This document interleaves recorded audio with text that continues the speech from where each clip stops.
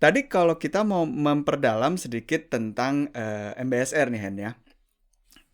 Mungkin 4 bagian yang tadi lu share mungkin itu bisa lu sekali lagi ulang karena menurut gue itu satu bagian penting juga gitu ya. Itu kayak akar atau pondasinya dari MBSR mungkin biar teman-teman yang ngedengerin juga bisa lebih mendalami 4 bagian itu lagi.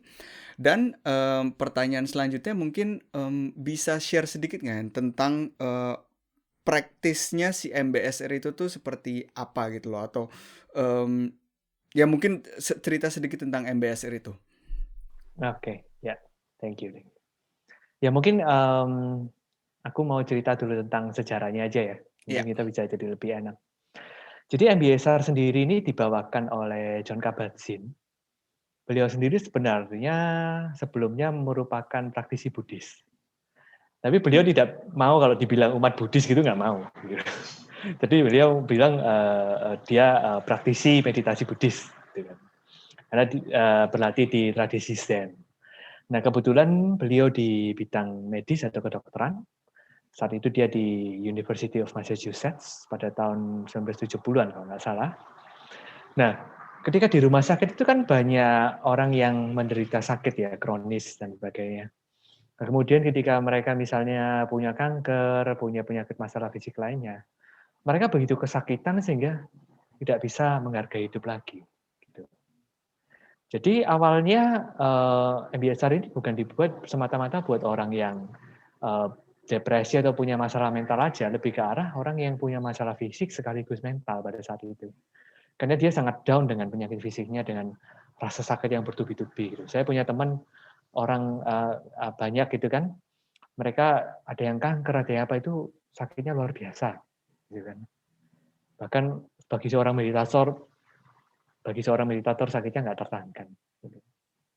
Nah, John Kabat-Zinn membawa ini di rumah sakit itu untuk membantu orang-orang setidaknya mereka tidak lagi uh, melipat gandakan rasa sakit mereka.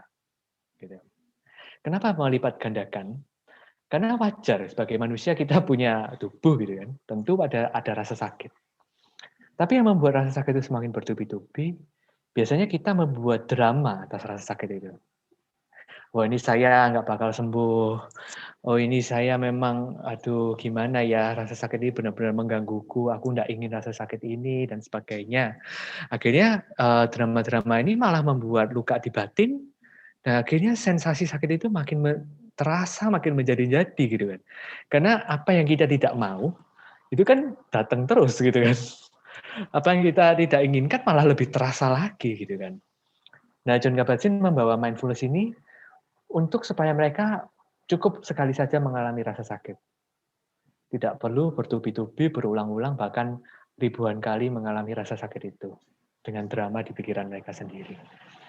Maka dari itu kita kembali ke pengertian mindfulness yang tadi 4 itu. Mengapa terjadi drama? Karena kita biasanya tidak punya keempat ini. Yang pertama apa? Kita biasanya tidak punya perhatian yang dilakukan dengan sadar. Gitu. Yang pertama. Termasuk yang kedua, intentionally. Jadi 1 dan 2 barengan. Biasanya kita tidak punya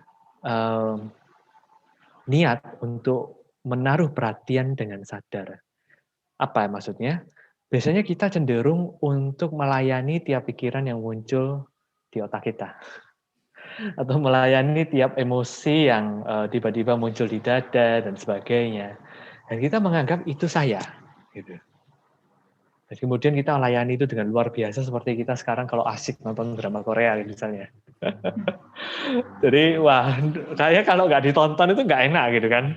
Ini nonstop kayaknya seru banget. Nah, itu sama kayak kita. Kita tuh sangat terbiasa untuk seru menonton drama pikiran dan emosi sendiri. Kita meyakini itu benar. Sama ketika kita nonton drama Korea, wah semoga aku dapat cowok kayak gitu kan. Kita secara nggak sadar bilang, wah ini truth gitu ya.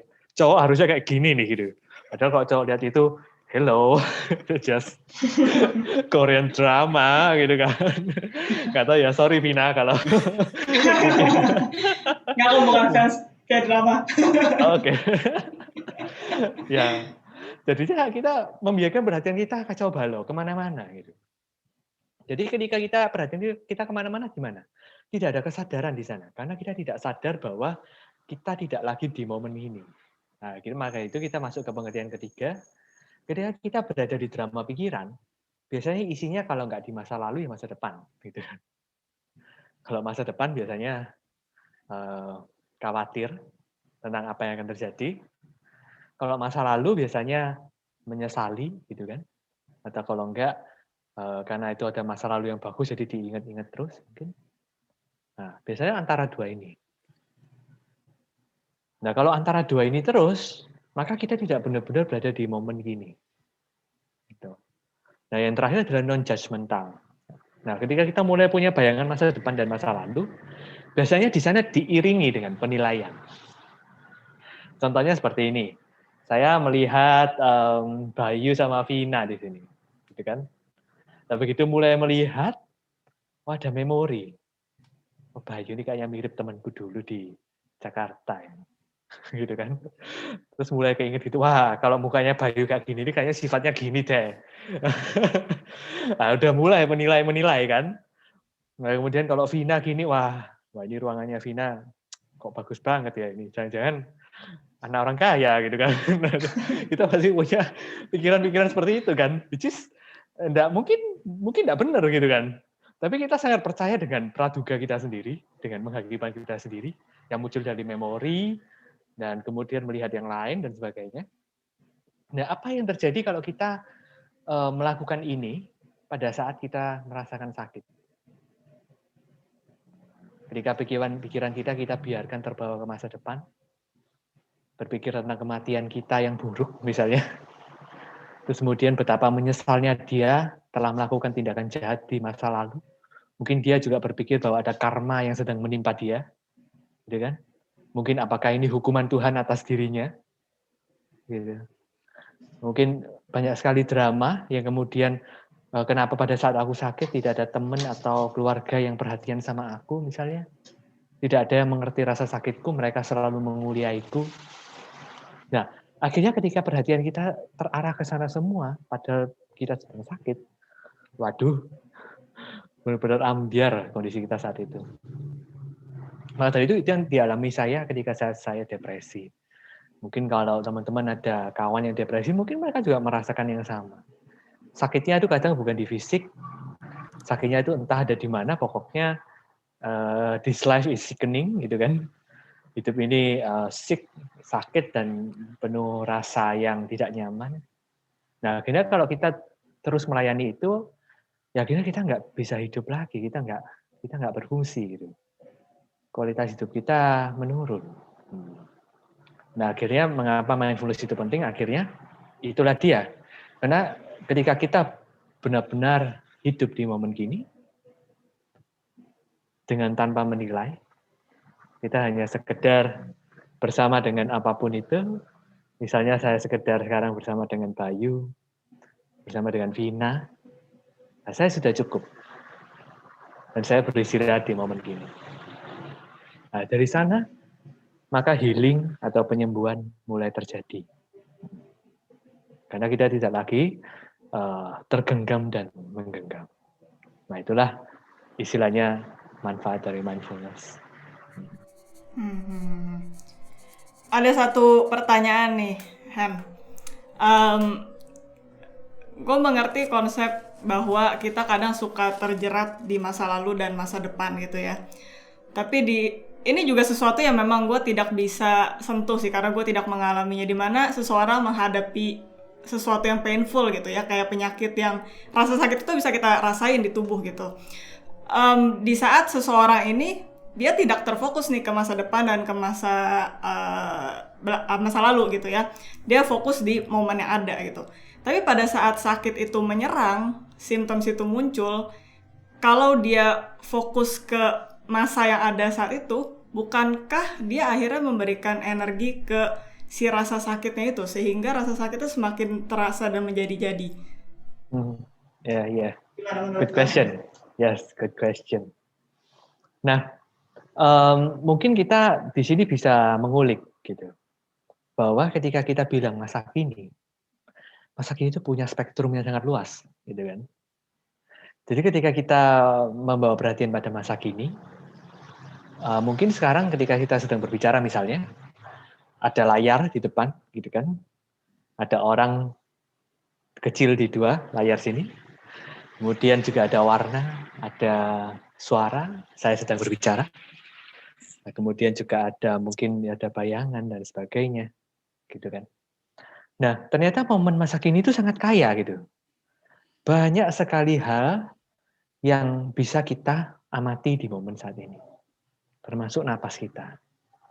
Yang sering kita lupain ketika kita merasakan sakit. Jadi tentu ketika mereka punya rasa sakit yang luar biasa, mereka akan bisa mengamati masa kini dengan cara yang begitu banyak sebenarnya. Gitu. Misalnya ketika mungkin mereka punya masalah di kaki, misalnya, mungkin ada rasa sakit yang tidak tertahankan. Mereka bisa kembali ke momen kini dengan napas, misalnya. Atau kembali ke momen kini dengan ya suara-suara yang dia dengar. Gitu. Jadi nggak harus fokus di rasa sakitnya. Gitu. Tapi nanti kalau dia sudah siap, dia bisa berfokus pada rasa sakitnya. Gitu. Dan mungkin rasa sakitnya bisa semakin besar misalnya. Kemudian dia merasa tidak tahan. Gitu. Tapi itu juga jadi salah satu kesempatan buat kita untuk melihat diri kita sendiri. Sebenarnya bagaimana rasa nggak tahan ini? Jadi kita bisa mulai mengamati macam-macam lagi. Gitu. Dan ketika melihat rasa sakit, mungkin dia akan mengembang. Tapi coba lihat, tidak ada rasa sakit yang permanen sama terus. Dia akan berubah. Kadang kita bisa lihat denyutnya. Kayak nyut, nyut, nyut, gitu kan. Nah, itu yang kita bawa perhatian. Kualitas dari rasa sakitnya ini gimana? Gitu. Nah, tapi ini juga jika siap saja.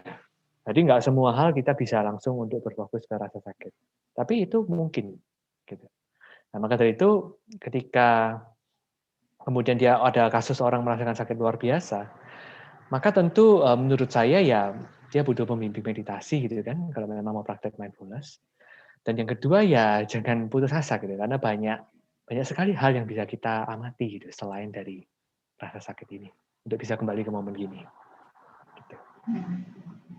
Oke.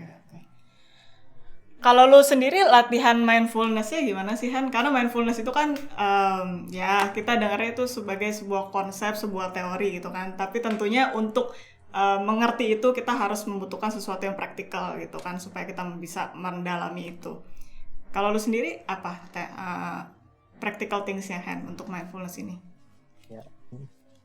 Practical things-nya tentu bikin jadwal rutin ya. Misalnya kalau meditasi tiap hari, kita rutinnya bangun tidur misalnya. Itu paling gampang. Jadi kita habis bangun tidur, kan tidak terlalu banyak kegiatan, kita bawa meditasi. Alih-alih kita tenggelam dalam kasur empuk lagi, gitu kan. Kita punya kesempatan untuk ya sudah sekedar duduk gitu, terus kemudian meditasi. Atau kalau enggak, kalau memang masih mau berbaring ya nggak apa-apa, bisa saja kita mengamati napas sambil berbaring. Jadi at least kita lakukan pagi hari. Nah, untuk sehari-hari, yang paling penting adalah ketika kita sadar bahwa pikiran kita berkelana terlalu jauh, nah kesadaran itu kemudian kita bawa untuk kita kembalikan ke masa kini. Nah prakteknya cuma sekedar itu kalau saya, sisanya. Jadi misalkan contoh, pas saya ke Singapura misalnya, orang Singapura kan suka jalan, kemana-mana jalan dan sebagainya. Kadang kalau di Singapura itu nggak kerasa ya satu hari ya. Bisa ke satu tempat ke tempat lainnya itu bisa banyak banget. Kita ke museum, kita ke mall, kita ke orchard dan sebagainya. Nah kalau kita hidup dalam bayang-bayang kita sendiri, misalnya, oh saya mau ke sini, saya mau ke sana. Oh itu bagus, itu kayaknya aku butuh lebih banyak lagi tempat wisata dan sebagainya gitu. Akhirnya pada saat kita jalan, kita nggak benar-benar menikmati jalannya gitu. Jadi kita malah kepikiran untuk menuju ke tempat-tempat sebanyak mungkin. Nah pada saat itu, pada saat kita ingat itu sebenarnya cukup sederhana. Ya sudah, kita memang mau ke sana misalnya, ke Mall A misalnya, ke Takashimaya misalnya. Ya sudah tinggal saya jalan ya toh nyatanya nanti pasti sampai gitu kan. Daripada saya mikir apa yang mau dibeli di sana, yang penting saya baru di sana, saya baru lihat-lihat sekeliling dan berpikir apa yang mau dibeli kan. Jadi setelah pada saat jalan, saya kembalikan di masa kini, saya rasain tiap langkah yang berjalan, tiap udara yang kena di tubuh, tiap napas yang terjadi. Nah itu sudah cukup gitu untuk sisa praktek hariannya. Atau mungkin pada saat makan, nah itu kesempatan bagus. Jadi coba makan tidak ngobrol, gimana sih makan dalam hening gitu kan, sekedar ya ngerasain makanannya gitu tanpa perlu memikirkan hal lain. Seperti kayak kalau kita teman kita masak terus kita dicicipin masakannya dan itu enak gitu kan, nah kita benar-benar ada di sana tuh pada saat itu biasanya. Kita benar-benar berada di momen kita makan, kita benar-benar rasain, terus kita bisa kasih review ke teman kita. Tapi kalau itu jadi habit gitu kan, masakannya sama terus itu yang dimakan, kan kita bosen itu. Udah pikirannya mulai melayang-layang kemana-mana gitu kan. Nah kita mulai melayang kemana-mana udah nggak di momen kini gitu. Nah itu salah satu tips. Jadi lakukan rutin tiap pagi, kemudian bawa di sesi makan, yang ketiga bawa di setiap saat kita berjalan. Nah itu paling mudah. Tapi bukannya kita punya challenge terutama di kondisi di era kayak sekarang ya, di mana orang seperti dituntut untuk selalu produktif, selalu menghasilkan sesuatu, selalu sibuk di otak dan semuanya tuh harus selalu penuh gitu. Yang terkadang challenge-nya adalah bukan orang ya, gue pribadi gue juga sering nge-gap diri gue mikir kalau gue sekarang melakukan sesuatu tapi sudah memikirkan apa yang nanti bakal gue lakuin, berarti gue spare some time nih. Nanti gue berarti bisa lebih produktif lagi dan hasil yang gue hasilkan itu akan lebih cepat dan lebih baik lagi. Gimana cara, which is by the way gue tahu itu nggak bener. Nah, challenge kayak gitu tuh bisa kita lewatin kayak gimana, Hen? Oke, yes. Ya ini kita semua ya, saya juga ngerasain. Bukan berarti saya juga punya sikap yang ideal juga, enggak. Tapi at least kemarin yang aku coba adalah bikin notes gitu. Jadi bikin notes apa aja yang mau aku lakuin seharian. Dan setelah itu ya aku taruh setelahnya. Gitu. Jadi akhirnya enggak perlu mikir yang berat-berat gitu. Kepada saat kita melakukan sesuatu ya sudah, oh jam segini saya harus ke tempat A misalnya, itu udah tinggal berjalan ke sana tanpa perlu harus banyak preparation gitu. Kayak misalnya saya kan sering ngajar sesi Zoom begini. Kalau kelasnya banyak itu sangat training juga gitu. Karena kita harus mikir banyak hal gitu. Hanya Mbak Yuni keren banget bisa bikin podcast banyak banget. Sama Pina. Nah, pada saat kita ngelakuin itu, ya saya kerjain di depan gitu. Jadi ketika materi sudah siap, saya nggak perlu khawatir berlebihan. Kalau materinya nggak segera saya kerjain gitu, biasanya itu akan molor-molor dan saya kepikiran itu terus gitu akhirnya. Meskipun kayaknya kita sudah berpikir macam-macam, tapi kan barangnya belum jadi. Jadi jadikan dulu yang sudah ada, misalnya kalau bisa dijadikan terlebih dahulu, kita jadikan terlebih dahulu. Nah itu 2 aja sih yang saya mungkin bagi, yaitu bikin notes, jadwal, dan apa yang bisa dikerjakan terlebih dahulu sehingga tidak membutuhkan banyak pikiran kita kerjain lebih dahulu. Gitu. Jadi buat daftar prioritas mana yang actually taking worry gitu kan, apa yang membuat kita cemas dan was-was gitu, kita kerjain dulu lah. Kalau bisa nanti pada saat itu terjadi kita jadinya nggak perlu terlalu banyak pikiran. Ya. Wah, praktikal banget tuh tipsnya tuh. Thank you, Hen.